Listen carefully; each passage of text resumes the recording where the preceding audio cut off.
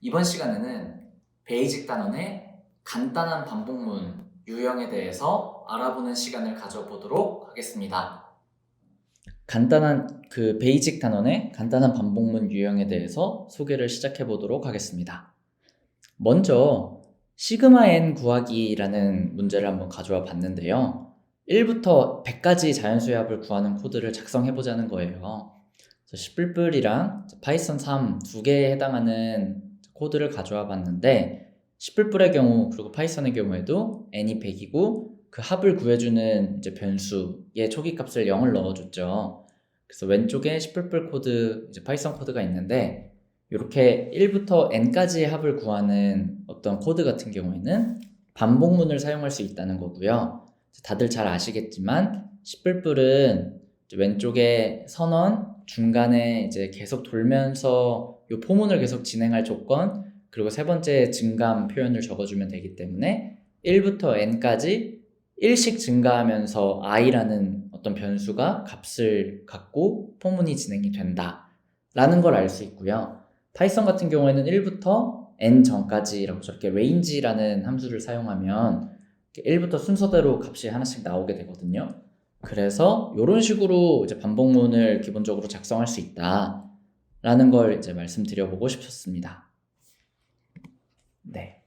그래서 부분 문자열 일치하는지 여부 판별하기라는 문제도 한번 가져와 봤는데 이 문제는 요 스트링 1, 스트링 2 이렇게 두 문자열이 주어져요. 그랬을 때 스트링 1에 S1 인덱스부터 E1 인덱스까지로 이루어진 부분 문자열, 요 주어진 예시에서는 EEB, 그리고 스트링 2에서는 S2부터 E2까지로 이루어진 부분 문자열, 이 예시에서는 EEY, 이렇게 두 길이가 같은 두 부분 문자열의 위치가 주어져요. 그랬을 때 이 두 부분 문자열이 일치하는지를 판별하는 함수를 한번 작성해 보자는 거거든요. 그래서 isMatch라는 함수를 만약에 작성해 봤다고 했을 때 부분 문자열이 실제로 동일하면 true를 반환하고 일치하지 않으면 false를 반환하는 코드를 작성해 보자는 겁니다. 근데 이 부분도 포문 한 번으로 작성이 가능하다라는 걸 한번 말씀드려보고 싶었어요.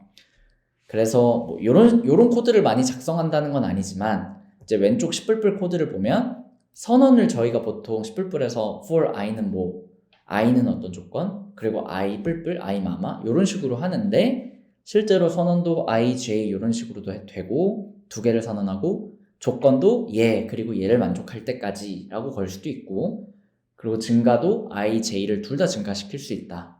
코드를 이런 식으로 작성하면 i랑 j가 두 부문자열의 길이가 동일하다고 했기 때문에 S1, S2에서 시작해서 1씩 증가하면서 E1, E2로 갈 수 있다는 얘기가 되죠. 그래서 이렇게 코드를 작성하게 되면 저희가 원하는 대로 정확히 매칭해야 되는 문자들의 위치가 IJ에 들어간 상태로 포문이 진행이 된다. 그래서 이런 식으로도 코드를 간단하게 작성해 볼 수 있다는 걸 이해해 보시면 좋을 것 같고요. 파이썬 같은 경우에도 이제 zip이라는 함수를 좀 많이 이용하게 될 텐데 이 zip이라는 함수가 뭐냐면 저 range라고 두 개 리스트 잘 그냥 편하게 생각해 보면 이제 이터러블 하다고 하는데 저 range의 s 인덱스 1부터 e 인덱스 1 플러스 1까지는 저 s 인덱스부터 e 인덱스 s1부터 e1까지의 숫자를 하나씩 뽑아주는 애죠. 그리고 밑에 있는 range도 S2부터 E2까지의 숫자를 하나씩 뽑아주는 애인데 zip이라는 애는 그 안에 예를 들어 이렇게 인자를 두 개를 이터러블한 인자를 두 개를 넘겼을 때 첫 번째 원소를 각각 뽑아서 ij에 넣어주는 거예요. 이렇게 작성을 하면 그래서 첫 번째 원소가 각각 뽑혀서 ij에 들어간다. 여기선 인덱스를 나타내니까 위에 문자열의 첫 번째 인덱스 밑에 문자열의 첫 번째 인덱스가 나와서 ij가 나오고 그 다음에는 zip이라는 애가 각각의 두 번째 원소를 뽑아서 ij에 넣어주는 거예요. 그렇기 때문에 이 왼쪽의 C++ 코드랑 마찬가지로 i랑 j가 1씩 증가하면서 원하는 값들을 뽑아올 수 있게 되는 거거든요. 그래서 이런 식으로 코드를 작성하면 두 부분 문자열이 정확히 일치하는지를 판단하는 코드를 간단하게 작성해 볼 수 있다는 겁니다. 그래서 꼭 포문이 앞에 설명드린 것처럼 이렇게 하나로만 작성될 필요는 없고 여러 가지가 동시에 값이 이렇게 채워지도록 작성해 볼 수도 있다라는 점을 꼭 말씀을 드려보고 싶었습니다. 네, 그래서 정사각형 출력이라는 문제를 한번 가져와 봤어요. 포문이 문제에서 어떤 식으로 쓰일 수 있는지를 좀 더 알아보자는 의미로. 그래서 문제가 어떤 문제냐면 1부터 n 곱하기 n까지의 숫자를 다음 규칙에 따라 출력하는 프로그램을 작성해 보자는 거죠. 그래서 왼쪽 최상단에서 시작해서 오른쪽으로 쭉 가면서 다 채웠으면 그 다음 행으로 넘어오고 이렇게 진행하는 코드를 한번 작성해 보자는 겁니다. 네, 그래서 n이 4일 때는 다음과 같이 출력이 되는 거고요. 이 코드를 어떻게 작성해 볼 수 있냐면 이제 흔히들 처음 이 문제를 접하면 규칙으로 그냥 풀면 안 될까요? 라는 얘기를 많이 하시는 것 같아요. 그래서 제가 규칙 찾아 해결하기라는 방법을 가져와 봤습니다. 그래서 요 ij를 0부터 3까지 이렇게 적어봤더니 각각의 위치에는 4 곱하기 i 더하기 j 더하기 1이 있구나 라는 걸 알 수 있어요. 그래서 모든 ij를 다 잡아봐도 4 곱하기 i 더하기 j 플러스 1을 하면 해당 위치에 있는 값이 나오는 걸 확인할 수가 있습니다. 그러면 저 4가 n이 4였기 때문에 지금 가능한 거니까 실제 규칙은 n 곱하기 i 더하기 j 더하기 1이었다는 거거든요. 그래서 n이 주어졌을 때 n제곱만큼의 포문을 i, j에 대해서 각각 돌리면서 해당 값을 출력하는 식으로 코드를 작성해 볼 수 있다는 겁니다. 하지만 좀 더 약간 컴퓨터 언어를 잘 이해한 사람처럼 코드를 작성해 볼 수는 없을까요? 이 방식은 약간 수학틱하다고 할 수 있겠죠. 좀 더 이 언어가 갖고 있는 장점을 활용해서 코드를 작성해 볼 수는 없을까요? 그래서 제가 가져와 본 두 번째 방법이 변수 활용하기라는 방법인데 CNT라는 변수를 만들었다고 생각을 해보자는 거예요. 그러면 이런 규칙을 찾은 게 아니라 저 각각의 위치에 CNT라는 변수가 이미 있고 1씩 증가하면서 출력을 하라고 했으니까 CNT라는 변수에 1씩 증가시키면서 그 CNT 변수값 자체를 계속 출력해주는 건 어떨까? 라는 생각을 해볼 수 있다는 겁니다. 그래서 코드를 다음과 같이 작성할 수 있다는 거죠.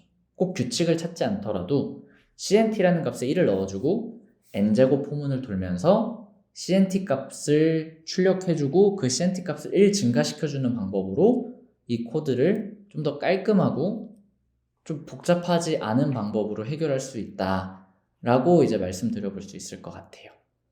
네, 그래서 변수를 활용해서도 이 문제를 풀어볼 수 있다.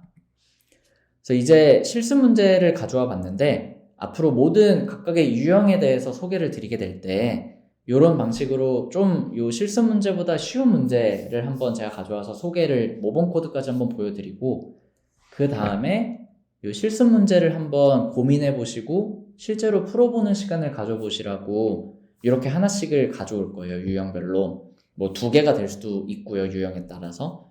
그래서 실습 문제로 가져온 거는 19단 출력이라는 문제인데 요거를 어떻게 풀 수 있는지를 다 같이 한번 생각해 보자는 거죠. 앞에 내용이 제대로 이해가 됐다면.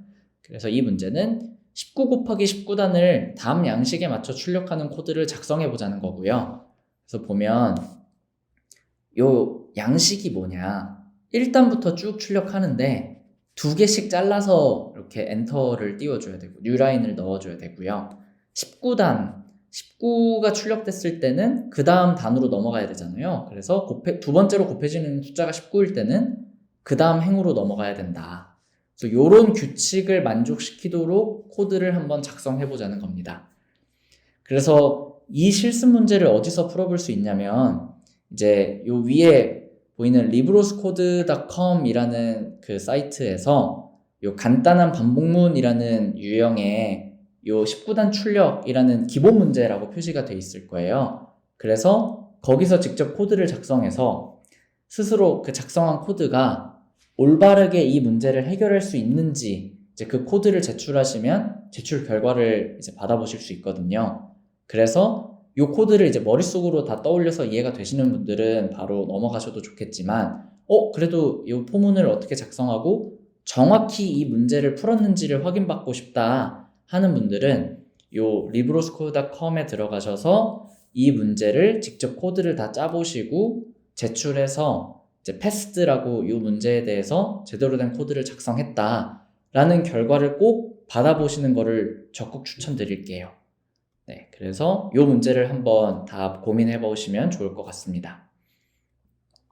네, 이 영상을 잠깐 멈춰놓고 고민해 보시는 것도 좋을 것 같네요. 네, 그러면 다 고민이 끝났다고 생각하고 이 문제에 대한 해설을 진행해 보도록 하겠습니다. 그래서 이 문제는 규칙 찾아서 해결하는 방법이 가장 쉬운 방법이에요. 그래서 문제 이 19 곱하기 19단을 출력하라고 했고 규칙을 다음과 같이 크게 세 가지로 생각해 볼 수 있을 것 같아요.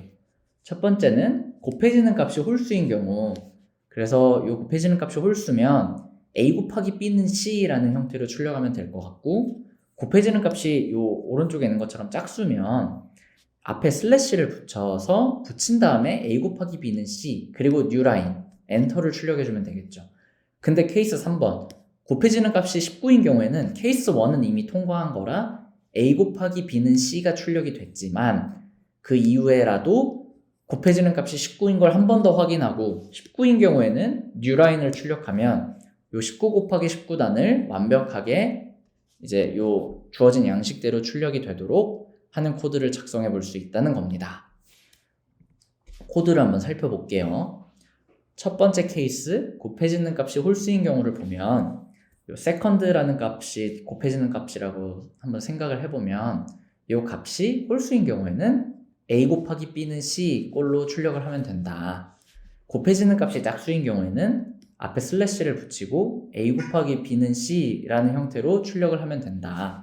그리고 곱해지는 값이 19인 경우에는 케이스 1을 진행한 이후에 뉴라인만 출력을 해주면 된다 라는 걸 이해해 볼 수 있습니다. 강의는 여기까지 진행을 하려고 하고요. 그래서 간단한 반복문에 대해서 알아봤고, 요 반복문이 코딩 테스트 문제에 어떤 식으로 필요하고, 반복문에서 어떤 식으로 뭐 여러 가지 변수를 동시에 활용해서 반복문 하나로 해결할 수도 있는 것도 알아봤고요.